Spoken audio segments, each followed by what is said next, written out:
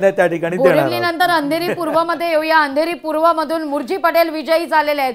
या घडीची महत्त्वाची बातमी, ऋतुजा लटके यांना या ठिकाणी फटका बसलेला आहे। शिवसेना विरुद्ध शिवसेना अशी लढत ज्या ठिकाणी होत होती तो हा मतदारसंघ, आणि इथं मुरजी पटेल विजयी झालेले आहेत। पोटनिवडणुकीत ऋतुजा लटके विजयी झालेल्या होत्या। आणि लागवी एक आपण थोडी पार्श्वभूमी सांगूया याची सुद्धा। मुरजी पटेल हे भाजपमध्ये होते आधी, गणेश खणकर आहे तिकडे, ते आणखी व्यवस्थित सांगू शकतील। पण ज्या वेळेला ही सीट शिवसेनेकडे जाईल असं ज्या वेळेला निश्चित झालं त्यावेळेला मुरजी पटेल हे शिवसेनेत त्यांनी प्रवेश केला, ते निवडणूक लढले आणि आता ते जिंकलेत सुद्धा। त्यामुळे ही रणनीती गणेशजी कुठेतरी यशस्वी ठरताना दिसतेय। जागांच्या अदलाबदलीची आणि ज्या ठिकाणी उमेदवार महत्त्वाचा असतो त्या ठिकाणी पक्ष दुसऱ्या पक्षातनं त्याला उमेदवारी देऊन ती जागा निवडून आणण्याची रणनीती पुन्हा एकदा यशस्वी ठरताना दिसतेय।